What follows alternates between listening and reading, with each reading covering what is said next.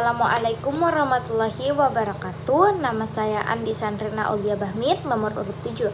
Di sini saya akan menjelaskan pada bagian nomor 1, yaitu zat elektrolit jika dilarutkan akan terionisasi menjadi ion-ion yang merupakan partikel-partikel di dalam larutan ini.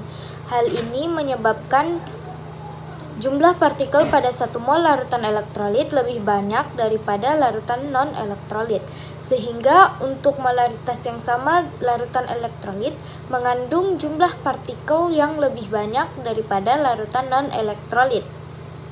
Van Hoff menggunakan faktor I untuk menyatakan hubungan sifat koligatif larutan elektrolit dan non-elektrolit. Pada dasarnya, sifat koligatif larutan non-elektrolit dan larutan elektrolit adalah sama, yang membedakan hanyalah ion-ion dalam larutan elektrolit. Namun, ada suatu masalah di mana pada konsentrasi yang sama, jumlah zat pada larutan elektrolit lebih banyak dibanding dari larutan non-elektrolit. Dilansir dari Chemistry Education Purdue University, faktor Van Hoff bergantung pada jumlah ion larutan dan derajat ionisasinya. Pada larutan non-elektrolit, faktor Van Hoff-nya bernilai 1 karena tidak memiliki ion, sehingga tidak diperlukan faktor Van Hoff dalam perhitungan sifat koligatifnya.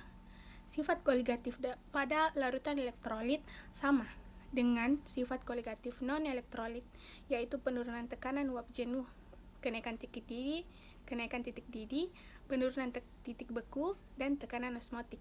Namun, karena mengandung jumlah zat yang lebih banyak, sifat koligatifnya menjadi lebih tinggi. Osmosis adalah perpindahan air melalui membran permeabel selektif dari bagian yang lebih pekat. Membran semipermeabel harus dapat ditembus oleh pelarut, tapi tidak oleh zat terlarut, yang mengakibatkan gradien tekanan sepanjang membran. Osmosis pada tumbuhan terjadi secara alami dengan adanya perbedaan konsentrasi air yang ada di luar dan di dalam tumbuhan yang menyebabkan air keluar dan masuk. Saya akan melanjutkan jawaban nomor 2 dengan soal, yaitu buatlah tulisan mengenai osmosis pada tumbuh-tumbuhan. Jadi, silem yang merupakan pengangkut air akan membawa air ke seluruh bagian tumbuhan hingga ke dalam sel-sel tumbuhan itu sendiri dan akan dipakai untuk fotosintesis dan lain-lain. Pada saat keadaan lingkungan hiptonik, air masuk ke dalam sel dan sel akan mengembang dan turgid. Dan apabila terus terjadi, maka mengakibatkan pecahnya sel itu sendiri, akibatnya banyaknya air yang masuk ke dalam sel.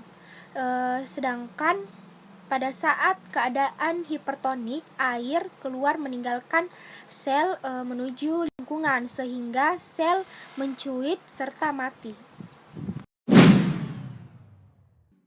Di daerah dingin, pada saat musim dingin, sering terjadi mobil overheat pada air radiator.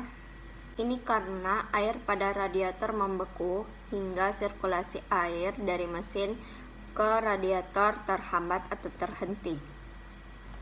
Dalam sifat koligatif larutan, suhu di mana cairan membeku atau titik beku atau mendidih atau titik didih akan berubah saat senyawa lain ditambahkan sebagai zat terlarut. Sifat koligatif adalah suatu sifat dari larutan yang dipengaruhi oleh besarnya jumlah zat terlarut terhadap pelarut, terlepas dari identitas atau jenis zat terlarut tersebut. Dengan kata lain, besarnya perubahan terhadap titik beku dan titik didih tidak dipengaruhi dalam larutan, namun oleh beberapa banyak zat tersebut yang larut.